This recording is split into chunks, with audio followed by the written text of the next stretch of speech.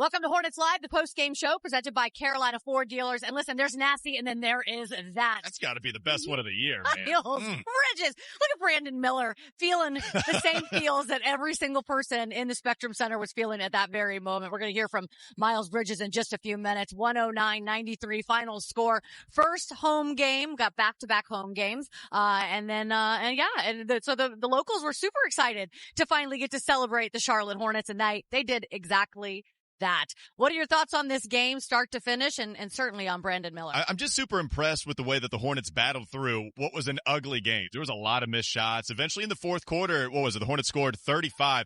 Then it only started to look like normal Hornets basketball. I'm used to seeing the Hornets score 120 on a bad night, 140 on a good night, but they battled through against a team that they had a really hard time with just last year with some of the same problems that they present with all that physicality. Yeah, you mentioned some of the shooting, but the defense, really, I asked Brandon Miller about it afterwards. We talked about the defense at halftime. We talked about the defense in the third quarter. You know that Charles Lee's going to love that. So Portland, they might have been missing their all-star type player, but I think Charlotte took advantage of that. Really the only offense for Portland was Jeremy Grant complimentary ball and then Drew Holiday bully ball, which I thought they defended him pretty well. Got called for a couple of ticky-tack fouls. Coby White certainly didn't like one of them, but yeah, I thought this Hornets team really defended quite well here today. Coby White, 20 points in his debut here at the Charlotte Hornet, but Brandon Miller, we talked about it, certainly led the way for 3 quarters. He had 17 points alone in that second quarter.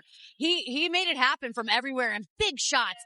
I got to think that feels pretty good to set the tone, to be able to, to keep the team going despite some other people getting pressure and not being able to get open. And then when other guys get started, that's got to feel pretty good. I mean, when he was hot like he was in the third quarter with a couple of games ago against Indiana, had a season high 33. It really felt like he was really on a hot streak, continuing it here today against Portland, and they needed him to step up. I mean, they were having a really hard time against that Portland defense, finding any easy looks. They were terrible at the rim tonight, just missing a ton of shots based on their own standards. It was one of the worst field goal percentage we've seen. Enter Brandon Miller, who really made a difference there from deep. Yeah, that was our Carolina Ford Dealers keys to the game. Let's check in with Miles Bridges, who's just sitting down. Miles, we just showed as we came on air that nasty dunk. I go like, what does that feel like, first of all? Because I'm never going to know, but what is going through your mind when you know that you're just going to jam it like that? Yeah, that was my first dunk since All-Star break, so I'm feeling kind of good about it, get my legs back. But, I seen the shot was kind of short, so I figured that I'll be able to get it. That's what happened. I mean, Miles, it looked like you were sizing it up the whole way. It was in slow motion with you approaching that basketball. Is that the best one of the year? Not career. You got a lot to choose from. But what about the season? Nah, that's probably top 4, though. Okay. Top 4. You would have a lot, though, so. Yeah. It's amazing. I also like the layup, by the way. Incredible plays for you. Look, Miles, we were talking about this. The game last year in Portland, that was a game that got off to a bad stretch for you guys, and you guys lost by quite a few points. Now you've been dishing out the punishment in all of these games, even here in what was a close game. Then you end up winning by double digits. What does it say to you where the team is now compared to where you guys were last year? Our defense, our physicality has picked up.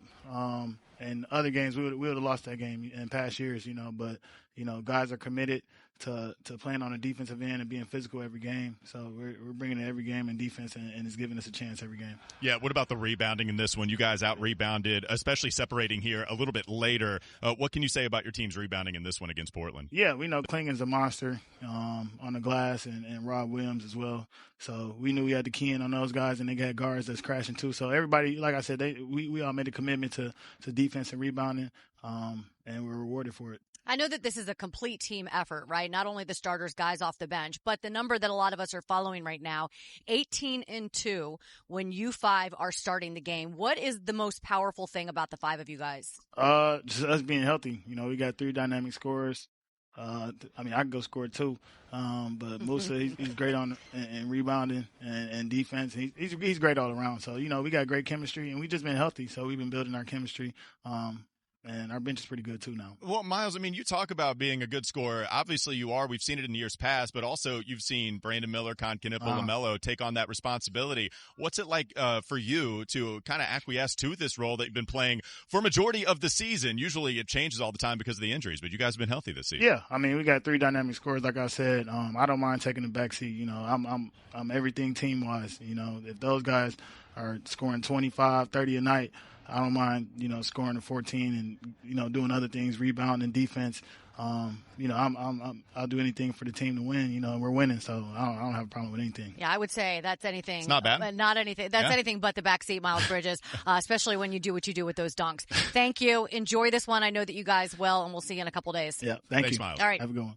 And we talked all night long, or all day long, I should say, about Coby White getting his first minutes here in a Hornets uniform at home. Roy Williams was in attendance. He got up a little bit slow, right, up into the halftime, and then just came alive. 20 points for his first debut here at Charlotte. I mean, this is why they traded for him. I just think he's so dynamic with the basketball in his hands. And look at that, 8 of 9 from the charity stripe, the rim pressure that Coby White provides. If you aren't hitting some of your threes, and even in this game, as I've mentioned, they just were missing a bunch of bunnies. I think Coby using that physicality and kind of going into the bodies of those Portland defenders in order to get to the line was a huge deal. This is our FanDuel same game parlay. FanDuel play your game. We got Musa with another double-double. That's his 11th of the season. Brandon Miller, 25 plus points and 6 threes made, 6 or more by Brandon Miller. It was a good night to be B-Mel. It was also a good night to be Musa. We had antlers all over the place. You saw Andy Roddick and his wife. They had the antlers on. So did we earlier today. Maybe we'll have to pull them out for the end of this show. There you go, Musa Diabate. Look at everybody behind him. Just react. Love it. 109-93 final score here in Uptown Charlotte. Let's hear what Coach Charles Lee had to say about the game. Yeah, that's the great thing about our team. That's what makes us so good is that we have a great defensive mindset while also being able to have an explosive, dynamic offense as well. And so the defensive effort by everybody tonight was really good. I thought that the intentionality and the purpose behind a lot of our defensive possessions were great. It's those handful of you let Scoot Henderson drive at the end of the second quarter and get a layup and running certain guys off the line that I want us to continue to just be a little bit more locked in on. But for the most part, I thought our coverage execution was really good. Getting out to contest to guys, holding them to 11 offensive rebounds, knowing how much they rely on those second chance points. And I thought that the 20 offensive rebounds were a testament to where our competitive spirit were tonight, trying to just win every possession and try to gain extra possessions. So a few games in a row now with kind of your full team together. Talk about what it's like fine-tuning those nuts, that's Melo and Con, Coby, Brandon, as you kind of try and figure out what's the best way to move forward. Yeah, it's always great to have, a fully healthy team.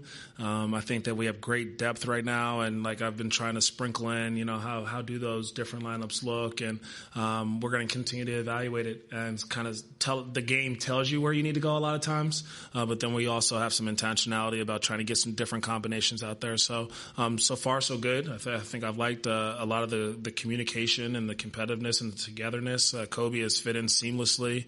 I think having Grant anchor that backup group or reserves, his communication is so good, and Ryan continues to play great for us. So anyway, a lot of great options, and we'll keep kind of messing with it. That was a lot of words to answer that question. Over the last couple months, how comfortable have you guys become in terms of holding on to a lead and kind of controlling a game and learning how to be the ones in the driver's seat of the game? Yeah, playing with leads is something that we've gotten a lot better at. I think it helps. Obviously, our personnel being so talented on the offensive end, we understand what sets we want to get to. I think that the execution continues to get better, and when you have so many different options to go to, it helps. Sometimes even just your simplest of sets, but putting people in certain spots helps. And then defensively, again, they all just understand the importance of how important it is to get stops. And if you want to have a lead, it's going to be your defensive intensity, continue to kind of move the scoreboard forward. And so taking good shots, understanding time and scoring, as fast as we want to play, if you're up 10 or so, you don't need to rush down if you don't have an easy lob or layup. And so I think that our guys are just understanding that and then understanding the importance of defensive stops come into game. Starting lineup, I believe, is 18-2 together. They're one of the highest net ratings in basketball. You have 2 4-games or longer winning streaks for the first time since the 2021 season, and one of them being the longest in decades. You can hear the crowd here every time something happens. They're extremely loud. It's louder than some playoff arenas that I've been inside. Can I ask, what does this mean to you? It's very exciting. I love that you asked me that question too, because I've been wanting to actually give a shout out to the crowd. And I feel like last time we were here, we lost the Houston game and the Cleveland game, so I didn't get to it. But even the beginning of the game, like you just said, you can feel it in the intros. As soon as they kind of announce our starters, the crowd starts to get buzzing a little bit. The energy is increasing, and so I'm proud of our guys for how they're making this a product that's easy to cheer for and root for, and also just making the fans, I think, like proud to want to rally behind this group. And so we appreciate it. Like you said, we can feel it, and the energy at home has really given us a boost. You just described Coby's transition as seamless. Why do you think that's been the case? Because he embodies a lot of what we're about anyway. Between the competitive spirit and wanting to have a togetherness on and off the court, he embodies that. I think that we see his competitiveness on both ends of the floor. The togetherness, we didn't even run a play correctly tonight, and he immediately went over to grab a guy. And he does it in the most professional way. When he's on the bench, he's engaged, being a vocal leader. He's been through a lot of experiences. And so I think our guys, I know our guys respect him as a player, but also as a professional, and what he's been able to achieve so far. And so he's been able to hit the ground running for us, and we love it. And so excited for him to continue to just find his footing, find his places. I wonder if you could talk a little bit more, Charles, about winning when you're not hitting 25 threes, and whether it's going that well offensively or not. That's the sign of a good team, right?